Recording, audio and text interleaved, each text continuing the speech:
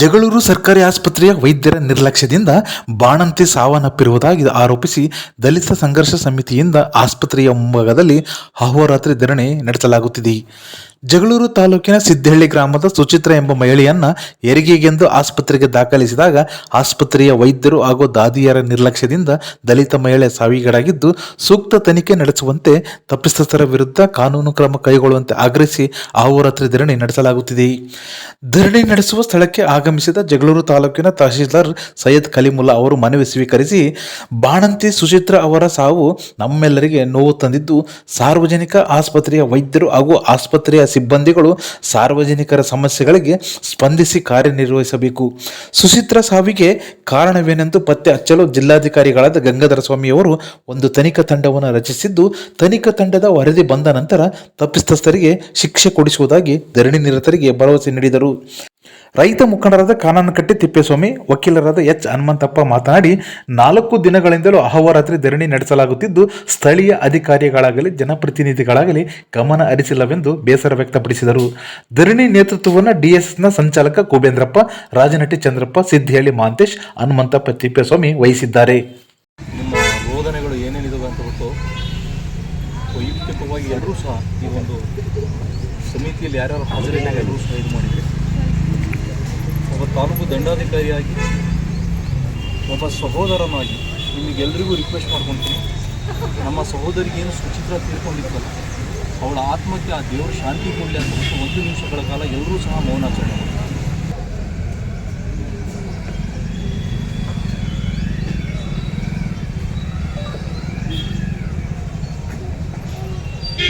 ದಲಿತ ಸಂಘರ್ಷ ಸಮಿತಿಯ ಜಿಲ್ಲಾಧ್ಯಕ್ಷರೇ, ತಾಲೂಕು ಅಧ್ಯಕ್ಷರೇ, ಎಲ್ಲ ಉಪಾಧ್ಯಕ್ಷರ ಪದಾಧಿಕಾರಿಗಳು, ಜಗಳೂರಿನಲ್ಲಿ ದಿನಾಂಕ 17ನೇ ತಾರೀಕಿಗೆ ಒಂದು ನಡೆಯಬಾರದಂತಹ ಘಟನೆ ನಡೆದಿದೆ. ಸುಚಿತ್ರ ಅನ್ನೋ 23 ವರ್ಷದ ಹುಡುಗಿ ಡೆಲಿವರಿ ಇಶ್ಯೂಯಿಂದಾಗಿ ಪ್ರಾಣವನ್ನೇ ತ್ಯಜಿಸುವಂತಹ ಘಟನೆ ನಡೆದಿದೆ. ಡಾಕ್ಟ್ರುಗಳು MBBS ಮಾಡ್ಕೊಂಡು ಬಂದಿರ್ತಾರೆ.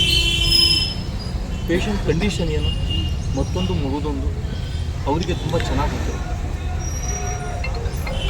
ಬಟ್ ಕೆಲವು ಸಂದರ್ಭದಲ್ಲಿ ಹೆಂಗಾಗುತ್ತೆ ಅಂತಂತಂದರೆ, ನೀವು ಸ್ಟಾಫ್ನವರೆಲ್ಲ ಬಂದಿದ್ರು ನನಗೆ ಅಪ್ಲಿಕೇಶನ್ ಕೊಡೋಕ್ಕೆ, ನಾನು ಸಹ ಜೋರು ಮಾಡಿ ಕಳಿಸಿದ್ದೀನಿ, ನಾನು ಸಹ ನಿಮ್ಮ ಹಾಸ್ಪಿಟ್ಲಿಗೆ ನಾನು ವಿಸಿಟ್ ಕೊಟ್ಟಿದ್ದೀನಿ, ನಿಮ್ಮ ವರ್ತನೆ ಪೇಷಂಟ್ಸ್ಗಳಿಗೆ ಅಷ್ಟು ಚೆನ್ನಾಗಿರಲ್ಲ ಅಂತ ಹೇಳಿದ್ಮೇಲೆ ಸರ್ ಸ್ವಾಗತಿಸ್ತೇವೆ.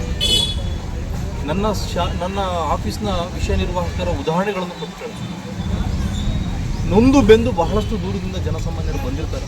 ಪ್ರೀತಿಯಿಂದ 2 ನಿಮಿಷ ಅವರಿಗೆ ಏನಕ್ಕೆ ಬಂದಿದ್ರಿ, ಏನು ಬೇಕಿತ್ತು, ನಿಮ್ದು ಏನು ಫೈಲ್ ಕೆಲಸ ಆಯ್ತು ಅಂತ ಮಾತಾಡೋದು, ನೀವು ಕೆಲಸ ಮಾಡ್ಕೊಡೋದು ಸೆಕೆಂಡ್.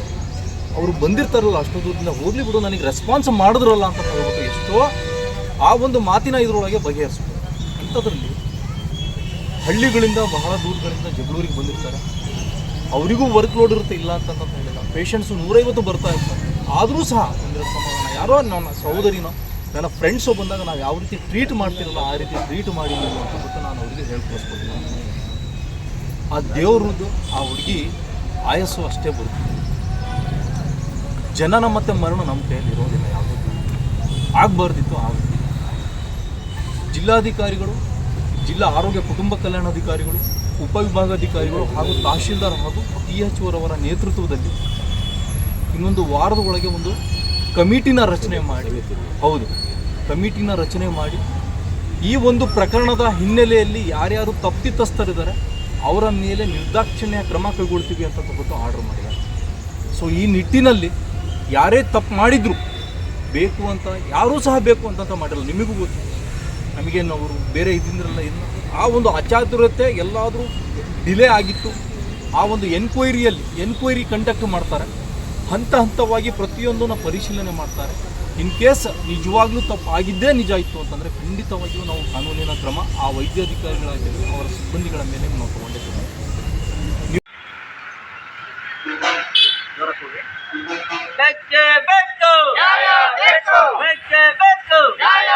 ಕರ್ನಾಟಕ ದಲಿತ ಸಂಘರ್ಷ ಸಮಿತಿ ಹೋರಾಟಕ್ಕೆ